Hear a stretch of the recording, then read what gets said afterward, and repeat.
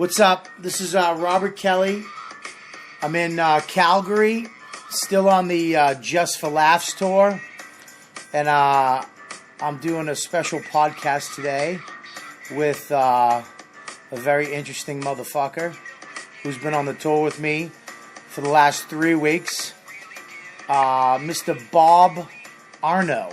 Monsieur Arno. I should. From Sweden, who doesn't know how to say fuck you in Swedish. Yes. There is just no translation. I actually, if I might have to put subtitles on this or have somebody interpret it, if you can't understand some shit, just move on.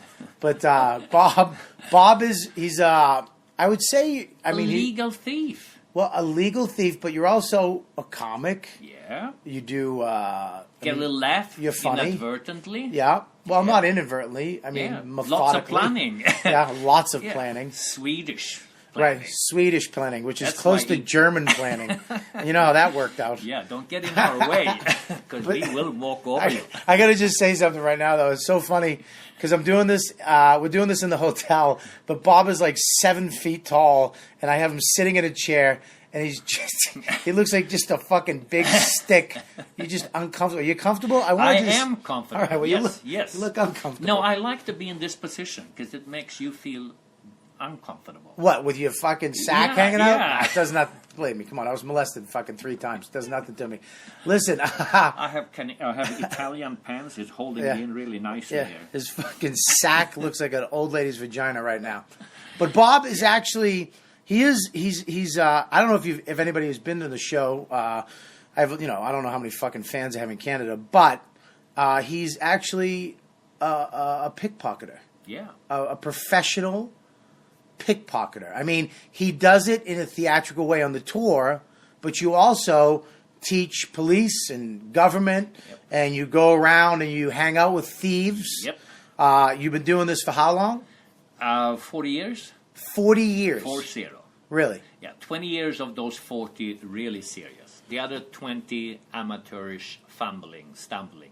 No, but okay. But all right, so 20 years serious. I started what? out looking for bad guys in 1964. Right. Vietnam War. Okay. And I was a photographer, war photographer. Okay. And I had a mentor. I had a guy who was seriously good. Right. And this guy, by accident, got me pointed to look for some bad guys. So hang on one second. Let me stop you one second.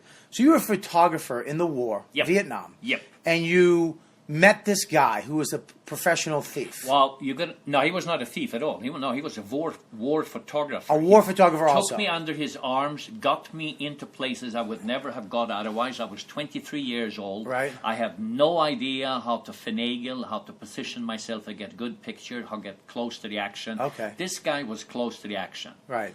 While we were out there, in the same hotel, a Flophouse Hotel. Right. A major drug guy happened to live there. Right. A drug runner. Right. This guy I got friendly with. Okay.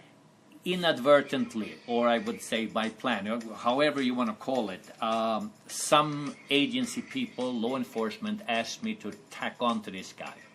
And that led me into the underworld, into the beast of the belly, or however you want to call it. Hang on one second. Belly of the beast. But go ahead, do your thing. No, I'm Swedish. You cocksuckers say everything backwards. Belly of the beast. That's right. Beast of the belly. So you got into hanging out with these thieves. That's right. Because you wanted to get the good shots. You wanted to, and then you got fascinated with these people. You're going to remember that Saigon, that's the capital in those years, that's where all the bad guys were hanging. Right. And in Hong Kong. Okay. So from 1965 to 1970, the center of drug running, of money laundering, of all kinds of bad guys, they were hiding in that part of the world. Okay. They were making money off the military, from the casino, from the slots inside the military camps. There were hundreds of thousands of dollars to be made through the military. They were cheating. No, they weren't cheating. They were just getting the money off those machines. They wanted to get it out from them in an illegal manner. Right. And so there was a lot of bad guys hanging in Asia in those years. I happened to have a room beside this guy. I got friendly with him. U.S. law enforcement asked me could I tack on to him. And through that, I got to be very close to various strange law enforcement agencies. Right. That led me to a fascination to look at bad guys around the world. I was young, I was inexperienced, I had no idea how to kind of what we call social engineer. Social engineer is what hackers do. Right. They get close to people, they pretend to be someone they're not. Well, right? you've been doing for the last 3 weeks. Exactly. To me. Because you probably have all my passwords. Engineering. You know my fucking Facebook password. You're going to fucking rob me blind. That's great. But to make that story shorter, it was a scenario where I was just fascinated with bad guys. Right. And for the next 10 years, I was simply an entertainer and a photographer. So how did you get into entertaining? From photography? I had a passion as a kid, as a hobby. But what did you do as entertaining? How did you entertain back then? A bad magic act, a bad show for the U.S. military. I stumbled. You're a shitty magician? I worked in whorehouses where the U.S. military sold. So the main thing is I wanted to find work. Right. So I could be a photographer half the time. I wasn't good enough to sell my photos all the time, but this guy, this mentor, had me in unbelievable places. For example, the Burning Monk, the suicide of Burning Monk, that picture was on the front of New York Times. Not because I was good in being there, but because this other guy happened at 3 o'clock in the morning to get to this place where the suicide was happening. We were 3 photographers. You took that? Took that picture. What is it called?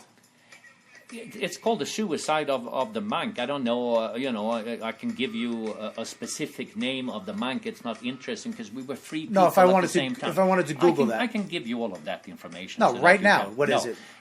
Not a chance I can remember the pronunciation. All right. Well, just for people listening, if they wanted to go see the photo. June of 1963. Yeah. 3 photographers that took it. I was one of them. Wow. So they will have to kind of Google all of that information. Okay, it's so boring today because it's history. It's way back, 1963. You remember that? Dude, that's Today crazy. we're You took a photo of somebody on fire. Yeah, well, that's true, pretty yeah. crazy, dude. It was pretty. How is that boring?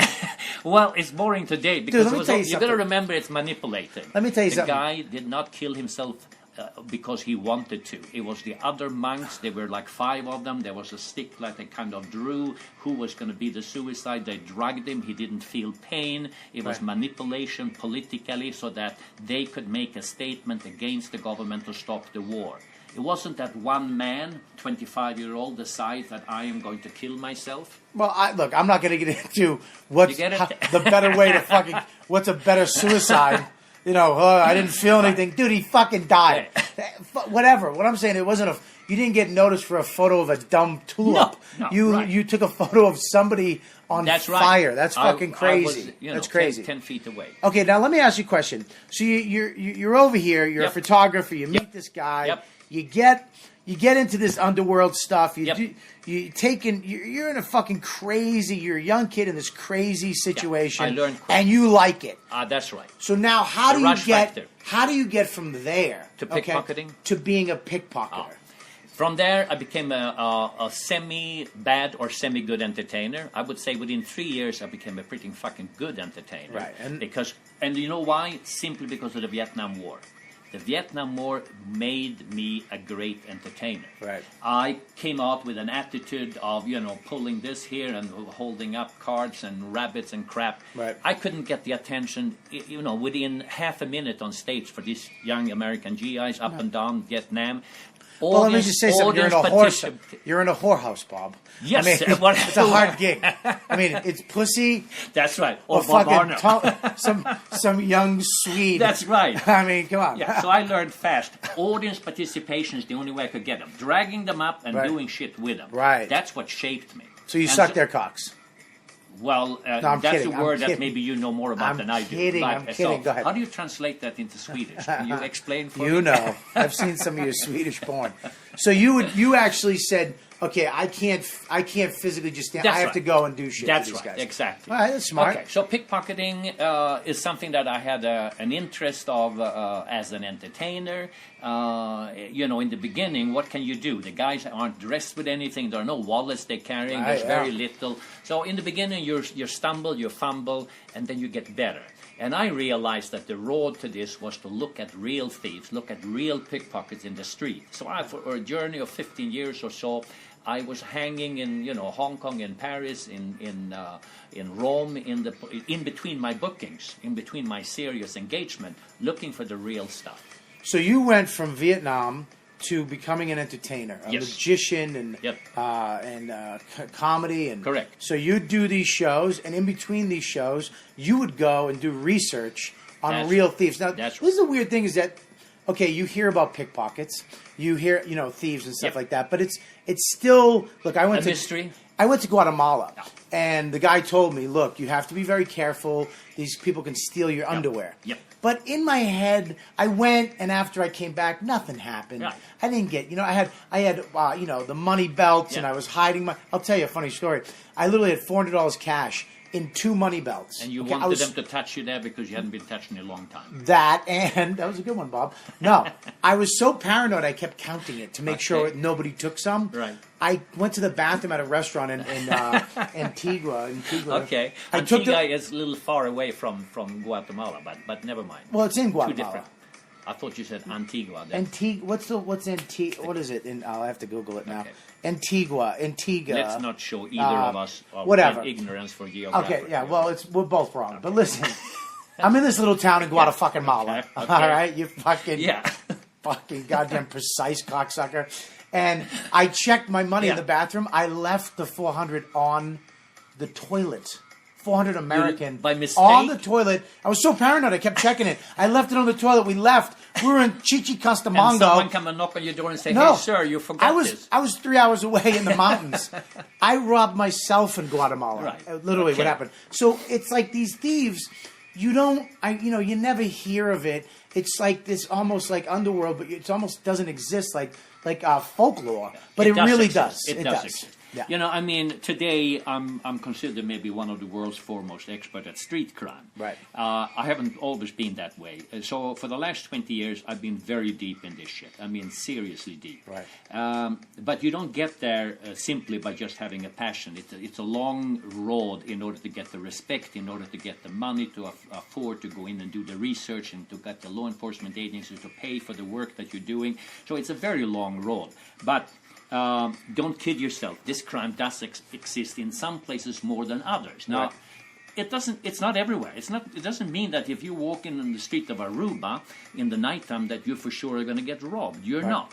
But there are some places where you walk in the wrong street at 11 o'clock in a certain city, the chances of getting robbed is 75%. You just need to know the statistics of one country, one city versus another. But there's two getting robbed. So there's Rio de Janeiro getting Yeah. robbed, which Stupid. which you Hit get, you over the you get- head, yeah, go. hit you over the head, kidnap you, Yeah, kill money. you, and then there's your rob, Yeah. which is Finesse. you don't even feel them. Most of the time. An hour Yeah. later, you're Yeah. looking for your wallet, and It's gone. you're sipping espresso Yeah. somewhere. Yeah. Right. Well, That's what you're talking But about. you got to remember that what you think about pickpocketing, or what most people think, which is that smooth stuff, the thing that you don't feel, Yeah. it doesn't happen when you walk in the street. It's going to happen when you step up on a bus, when you're a little crowded, or an escalator, an elevator, maybe 11 o'clock in a casino, some broad come in and rubs her bum against you and from one side, and you think that she's coming on while the other dude is working from the side. So if you backtrack, every time that you lose your wallet or lose your cash, you lose your credit card, there is a very precise moment when they used deceit and misdirection. Deceit of the highest caliber. Because remember, we are animals. If you look on all of these animals, National Geographic, the prey, the wolves running around, the lions, Yeah. they look for the moment when you're most weak. Right. That's what the people, the gangs who do pickpocketing. Now, They look- where are the most pickpocketers? Where would you find the Well, most? there's two ways of looking at it. You can look at the sheer statistic volume of where it's happening. And you can also say, where am I most impressed because of the cleverness, the devious way? I'm going to say that Barcelona is going to be extremely high in terms of just sheer shit happen every day. Okay. If you take a website, travel website, people going to Barcelona, you're going to see of 100 people, 15 of them people have tried to steal. Not necessarily succeeding, but at least 15% someone is trying. Now, Right. you take Oslo, for example, in the summer. You're not going to have that kind of numbers, not even New York. A French tourist goes to New York. He's not going to get pickpocketed. But if he goes down in the underground subway at the 5-hour rush hour, well, maybe there's a small chance he gets pickpocketed. Right. Same thing with London. So if you're asking for sheer numbers, yes, that's going to be something like Barcelona. Now, what about finesse? What about the actual art of pickpocket? The Yes. art of it. I'm going to say Russia, St. Petersburg. I'm going to say Naples in Italy. Superb technique, because the police, they're paying them off. You know, they're paid so little money that there's a lot of, if not necessarily corruption, but the legal system is such that they can't afford to put the guy in jail. They have so much other stuff problem, tax problem, or terrorism, or burglaries, or cars blowing up, Right. that they can't put a guy who's doing a non-violent crime, stealing $60 from your wallet. Even if they catch the guy, the system can't afford to put this guy in jail. So these guys get really good because they do it day after day after day. Now, there's a certain code that you've talked about with these guys, though. If I got pickpocketed and I caught the guy, Yeah. I went, whoa, Yeah. he's going to give me my money back, or is he Of going to want to course. fight me? Well, you see, in South America, and that means all the way from our border down. Pickpocketing, they call them lanzatos, which is basically speed mugging. Well, it's not mugging as we know it. They don't push you against the wall. They maybe walk behind you. They see that the pocket is gaping. Right. They see the print of the money. They mean the four corners of the wallet. They come by. They dash into a little brush. They rip it off quickly. If you look at the speed by which the hand go in and out. Right. Now you turn around. You felt the brush. You felt something. Well, the guy is already 30 yards away. Right. You run after this guy. Well, at the corner of the street is a partner with a knife. All this guy has to do is to knife you. Now, that's a different pickpocketing style than in Paris. Right. The majority of professional pickpockets do not want confrontation. It's Right. going to be much easier to just say, hey, dude, here's your wallet. Are you Right. going to try and fight this guy? Or are you going to say, hey, thank God I got my ID, my driver license. Why would I, with my wife, try and mess up a guy who maybe is on drugs? Right. So, confrontation among pickpockets is unusual. Unless Right. you're in South America, Yeah. expect trouble. Right.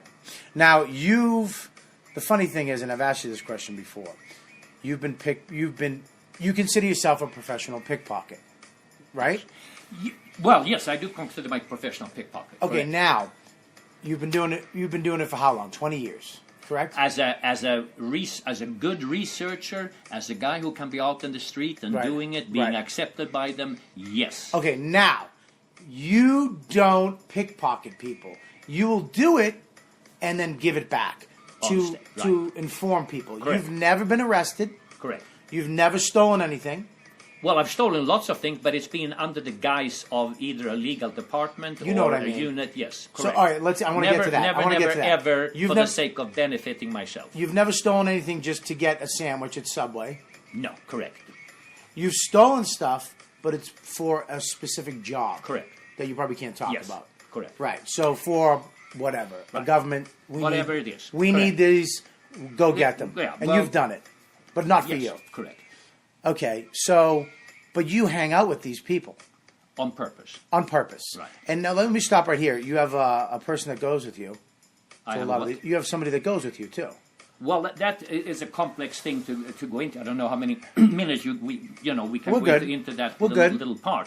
But if I'm going out, there are two ways that I may want to hang with these guys. A, simply the respect of the day. I'm looking at the team over a couple of years. I recognize them, and I say, hey, these guys are truly unbelievable. I want to dig deeper in how come they are so fucking good. Okay, Right? stop That's right one there. way. I want to hear. Stop. Remember what you're going to say.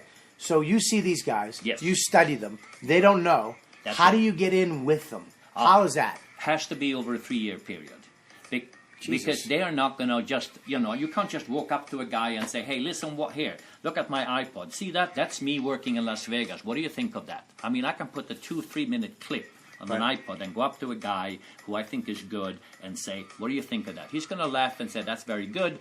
So you, Bob Arno, and he's going to laugh. That doesn't mean that he's going to spill his guts in the evening in the coffee house, right? Mm-hmm. You're going to have to kind of figure out, that's why social engineering is important. You take anyone who works in the intelligence community or security, you got to understand that the criminal mind is one of suspicion, because they're going to say, I don't want to go back into the joint, into the box, as they say. Right. Once you're out of the box, you don't want to go back in. Right. So anyone who starts a conversation with that person, the first thing is going to happen is that red flag, umbrella, or flags go up because they're thinking that you're trying to mess with them and get them to spill secret. So unless you have a way of social engineer, getting into their mindset, getting them to accept me, it's not going to work. Right. Because it's almost like a cop who infiltrates a bikie gang. Whatever. And they don't smoke weed or drink. It's going to have to be a long time. That's you, because you're going into these guys and you're not stealing. You know, like, it would be easier for you if you could be like, dude, I steal too. Let's go get that lady and get her money and be like, split it. You'd be in like Flynn, right? Well, maybe, maybe not. I mean, they're going to look at me and they're going to know that I'm a foreigner.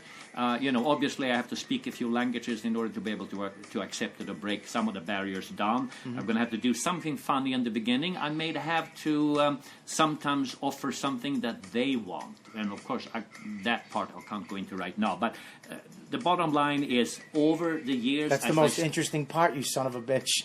Why would you even say it? Now I want to know! Everybody listening, they want to know. What the fuck? Okay, let me go just very thin on the outside. Okay, let's assume that you're in a territory where some guys have served some time and they're concerned with the next time they're going into the joint. Let's assume that I somehow can say that I have a little association with prosecutor or whatever. You can reduce the time depending on what they talk about. Right. Maybe one can say that I am working on certain security things where if I find a snitch among 10 guys, anyone else in the gang who knows that he is a snitch, obviously he's going to be cut or whatever, hurt seriously. So you're going to find the weakest link among these guys. Right. And that guy you're going to have to sort of start getting a relationship with and hopefully be able to dangle a carrot for. Okay, so now, I mean, and I do want to mention your wife, too, because she's Bambi. Yep. She's an intricate part. Yeah, she's first of all, she's sexy. Yep. Sexy lady. She's ballsy. She's got an attitude.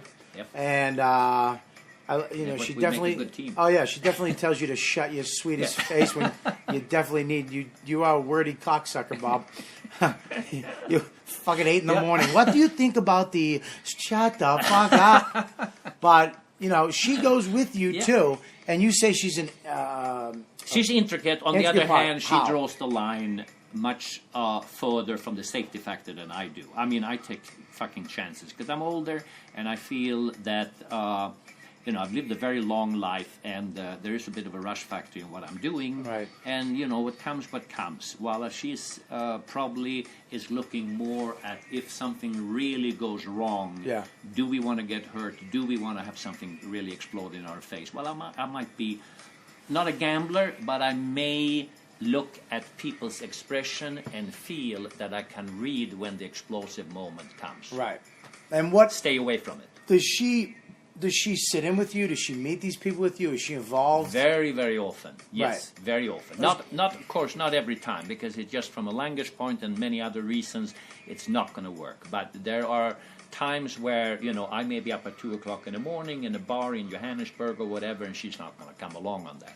Okay. But most of the time we function as a team. Sometimes she's the front person because, sometimes we have to be 40 yards. We have to sort of tag, and she is first and walks for a while. And if they sense her, I will tag. So we kind of shift until we establish that rapport. Right. And you guys have been together for 20 years. More, 25 now. 25 years. And 15. Has she been a part of this? Is that how it started?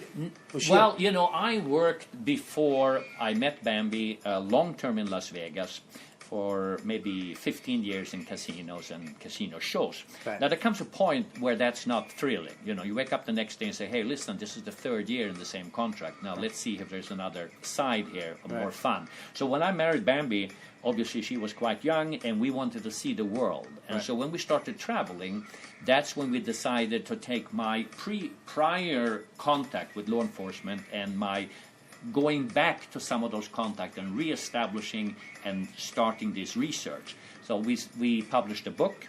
or rather Bambi was the one who was most instrumental in writing it on travel security, and then things just, like a snowball, we couldn't step off. It just got faster and faster. What's the book called? Travel Advisory, How to Avoid Theft, Cons, and Scams. Okay, by Bob Arno and Bambi? That's correct.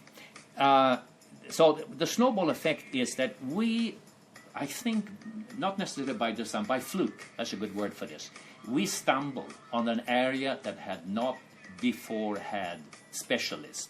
And so, how are you going to be an expert at pickpocketing? Let's assume you're a law enforcement officer in New York on the pickpocketing detail. Now, most of the time you stay 3, 4, 5 years on that detail, and then they move you on to something else. That means that in 5 years, you're going to get very good at pickpocketing in New York. But you're not going to be a global expert. You're not going to know that the guy in Johannesburg or the guy in Hong Kong works similar or telegraph to send the identity theft information to Bulgaria, Romania, and that they max out the cards with new type of SIM.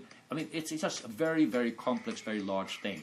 So in order to, I got this as a field, I would say, global field, where I didn't have any competition. It's that simple. Right. Now, this is the weird part to me, is that it's almost like being Superman, knowing you can fly, but you never fly. It's like if I knew how to fucking steal people's shit. You wouldn't be in this hotel room and standing on stage. You would be taking 60,000 from one dude and be done with it for 6 months. I wouldn't steal credit cards. I wouldn't want to take people's fucking lives. But would I be in a mall at Christmas and bump into some jackass and fucking steal his $20 in his wallet? Fuck yeah. 99% of thieves. Because you can take watches too. It's not just, I mean, all right, let me just explain the show, what I've seen, what I know. You bring people up on stage. You can take somebody's watch. You can take their tie off their neck. You can steal their wallet. I mean, you can literally take all this shit off of somebody and they don't even know. Bobby, can I stop you in the track? Yeah. What kind of fucking mansion are you going to live in if you're in the streets and you can steal a tie? What good is that? Dude, that's not the point. You see, that's the thing. I would have my job, jackass. I would just love to steal somebody's fucking tie. That's some crazy shit, dude. That's like, take a guy's watch off his wrist. So how much money is that? Now, let me just give you an example. This bright a Rolex. Yeah. How many places on this tour, how many Rolexes have you seen? 0, except on your own wrist and Breitling. Otherwise, we've seen 0. Right. So where are you going to see a Rolex? Maybe in New York, some lawyer, some hip dude in LA in the film industry or whatever, or parts of Europe where guys want to show up. Right. The point here is a pickpocket, 99%, is not making serious money in the streets unless they know how to turn the stuff, the social security, into identity theft. Now, I don't know of any good American pickpocketer who is not making at least $3,000 a week, and they're doing it simply by stealing that ID theft, getting cash advances. So it's not from what you have in your pocket. It's free. They want who you are. Yeah, they want who you are, and they want. And if you're good at that, the sky is the limit. So this isn't Oliver Twist. It's not a bunch of kids running around stealing watches and coins. Right now, there's 2 guys in Romania and Bulgaria, Gypsy Kings, who sent 60 young people that they got from poor families, sent them into England, steal all across England, up and down for 2 years. Half of that money they had to send back into Romania. They live in palaces. It took the law enforcement close to 2 years to break the ring. Mm-hmm. Those guys who sit at the top of the heap, serious money. Everybody else... Right.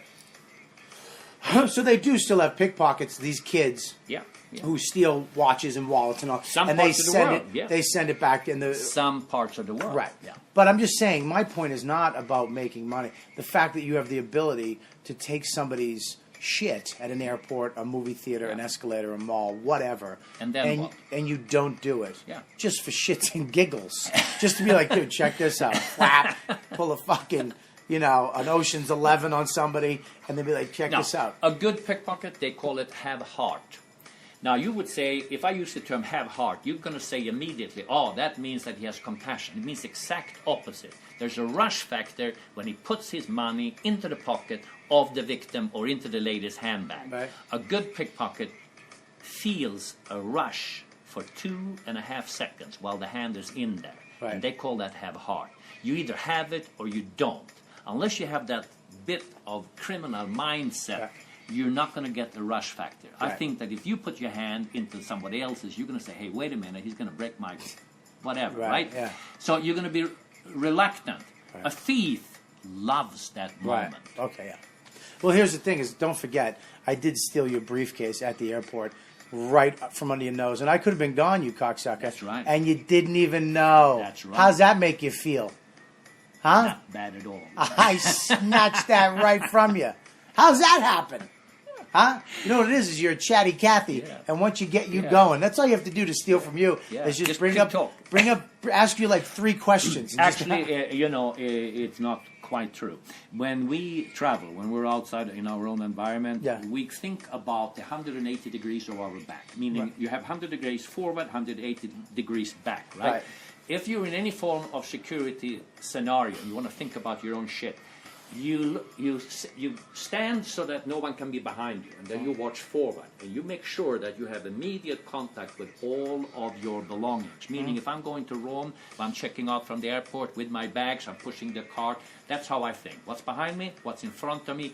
Eye contact all the time. You let that for a 1-minute slip, wherever you are. Some guy is going to come up and say, hey, did you get this newspaper for today? They'll just do some crap. And for 2.5 seconds, that's what you think about. You don't pay attention what's behind you. If anything is behind there on the floor, sitting down, attaché case, computer, lap case, whatever, bingo, they slide it away.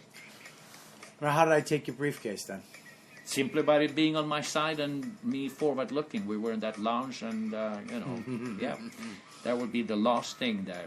I tell you what, though, when I was walking up Yeah. and I saw that your big silver CIA briefcase that Yes. you carry around. You felt cool. When I grabbed that son of a bitch, I'm like, there's 2 ways to do it. Yeah. Sneak up, or I'm Do it walking. fast. I said I'm walking up like it's mine, like I own it. I walked Right. up, grabbed it, fucking walked Oh away. no, that's the right attitude. Yeah. That is the kind of confidence factor, Right. which is why a comedian is, to some extent, what I would call a hoax personality. You go into this persona, which is why so few people can do it. Right. Social engineering and standing on stage and being a comedian, that is pretty close. Right. Pretty close. Right. Well, this thing that you do too is you have a lot of showmanship, like Vegas, which I like. I like that stuff. I like old school entertainment. You know, there's A little bigger than life, hit them over the head. There's a lot more. There's a lot of going into it. You know what I mean? It's fun to watch, and you don't know what to expect too. I mean, you see the suits you wear. You wear these red Italian-made suits. You walk out. What are you, 7? How 7, 8? How tall are you? 6'5". 6'5", tall, thin Swede, walks out with a mustache, and they're like, we're in the middle of fucking nowhere, Canada. Yeah. See, and these they're people like, are staring up and saying, where did he come from? right. And then you start working it, and then Right. you start, and all of a sudden it starts building and Yeah. building and building, Yeah. bam, Yeah. and then you fucking, You it's kind of have them in the hand. You have right. to. Right? And now Yeah. where do you live now? My home is Las Vegas. Right. 200 days a year we travel, and then we have a summer place in Sweden. Really? Sweden is good for the summer because it's 105, 110 in Las Vegas. Who wants to be June, July, August in Las Vegas? Right. Yeah. It does So, fucking blow. Yeah.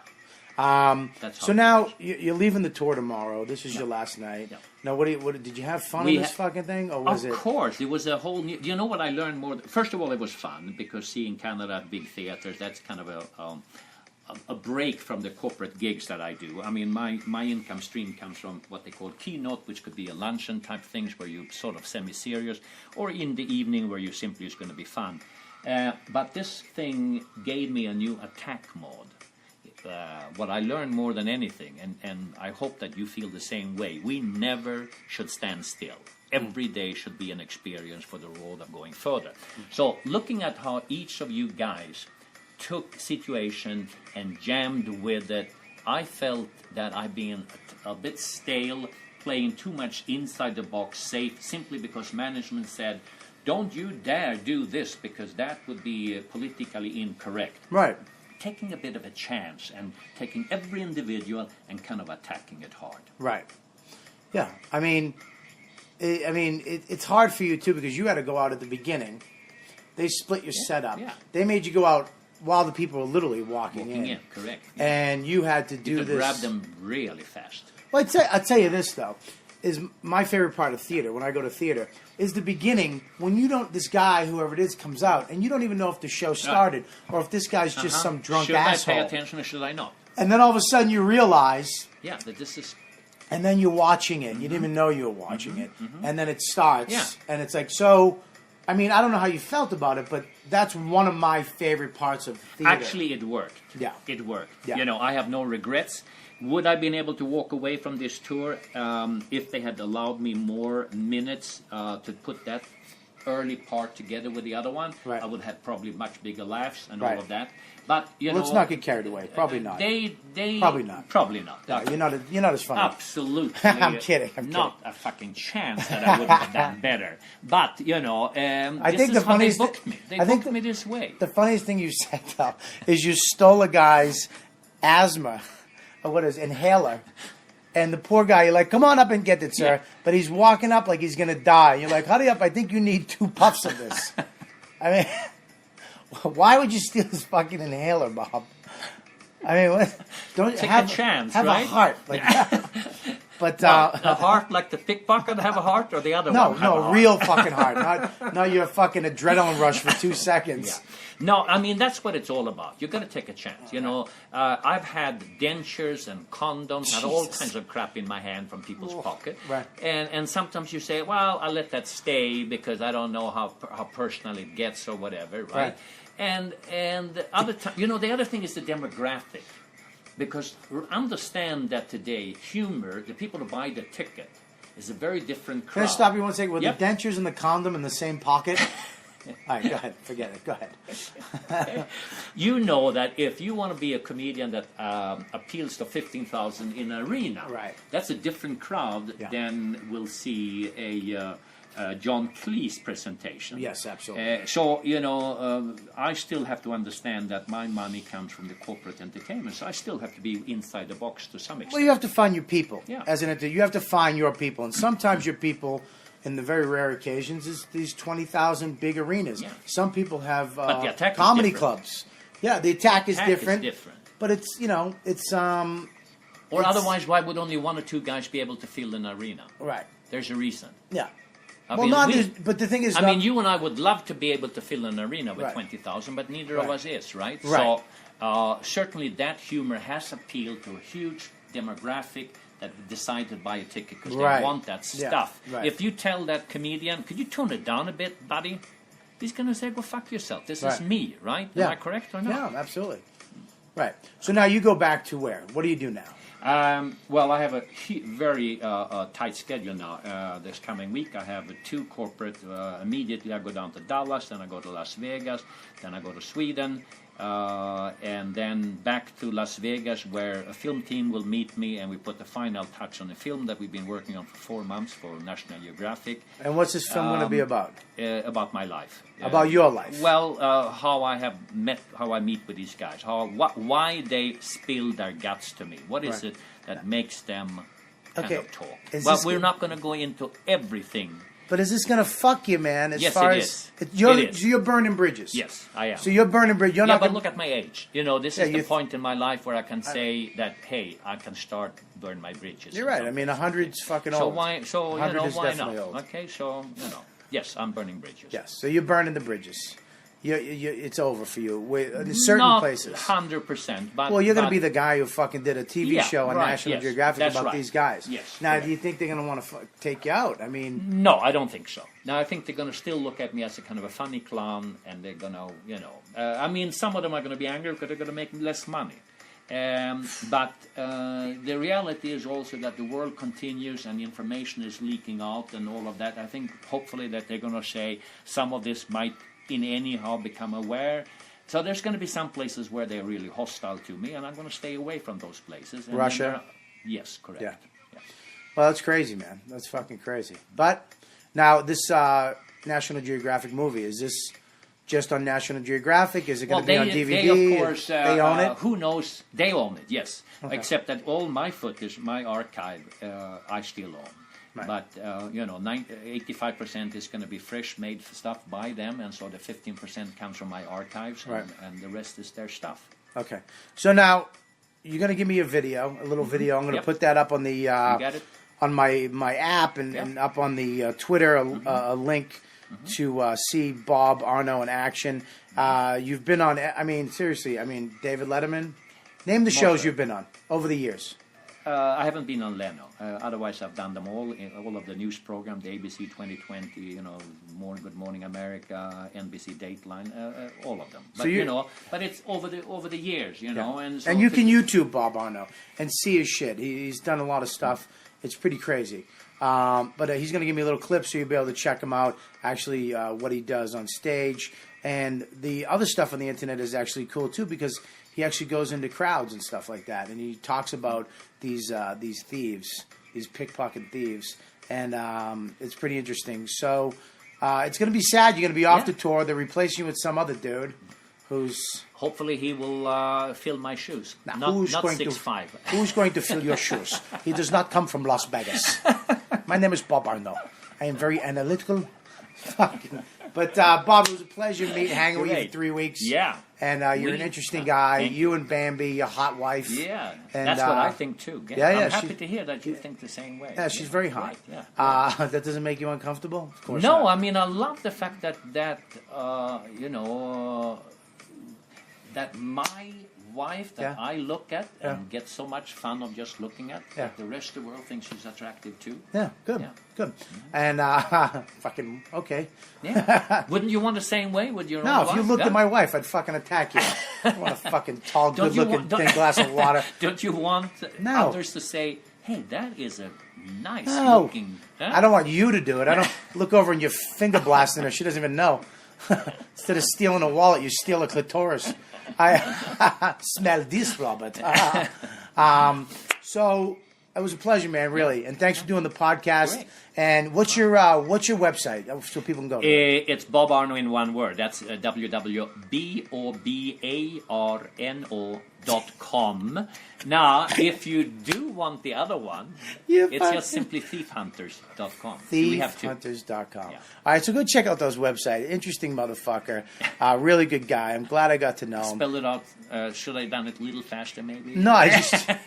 because I'm not knowing exactly the quality of who listens on your demographic. Fucking 6 people. That's it. No. I have no idea what fucking... I do this. I have no idea. Yeah. I don't care. Okay. I just do it, and it's for my own pleasure, so I can have these archived conversations with people that I like. I actually go back someday and listen to these and be like, oh, that's where I was. Yeah. So there's people that like them, but I have no idea. But you got me wordy now, you cocksucker, you wordy Swede. All right, that's the end of the podcast. I'll talk to you fuckers later. I hope you enjoyed this one.